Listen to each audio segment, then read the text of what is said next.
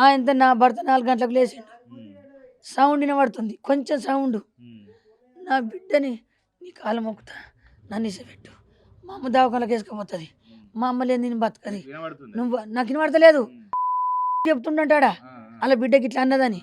నువ్వు వారిపో, తలుపు తెరబెట్టి పారిపో, నా అమ్మ దవాఖానకి వేసుకుపోతుంది, నేను నెలకు లాగా నన్ను ఇసపెట్టిపో.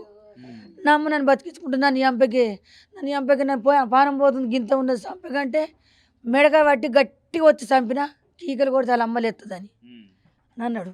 నా భర్త తిన్నాడు, ఇవన్నీ వినలేడు, కొద్దిగంత సౌండ్ విన్నాడు.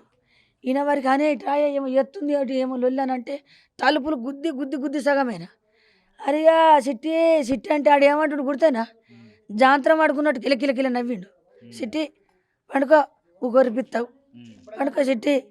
అప్పుడు ఏం పేసిండాడు, సిట్టమ్మ పండుకో నన్ను ఊగా గౌరవం పెట్టిస్తావు అనుకుంటూ నవ్వుతుండు. నేను చూసామన్నా పిస మూడోడు కాలు నవ్వుకోగా నన్ను విలువడితే వీడింటి కరం కదా, నడు ఇంట్లో కోదంప ఆడు నవ్వుతుండు, నవ్వుతే చంపిరు అనుకుంటారా. నా బిడ్డ కాలు మొక్కిందంట, ఇవన్నీ కాట్లు పడితే ఇప్పటిగా నిజపెట్టు మా అమ్మని దాగోలకి వేసుకో.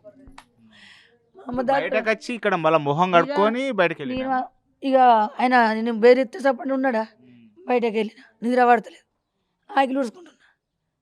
నా భర్త టేల తీసిండు, మురిగిపోయిన టేల పెట్టుకున్నాం, టేల తీసి అందులోకి చూసిండు మమ్మల్ని.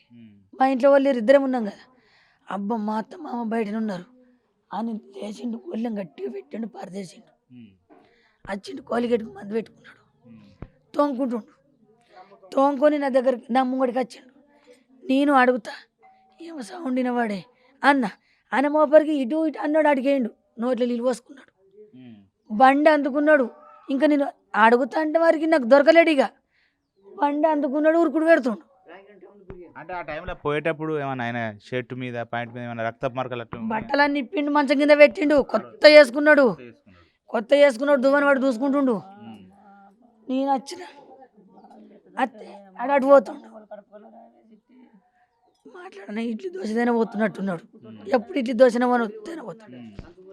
బండి అందుకున్నాడు, ఉరుకుడు పెట్టిండు.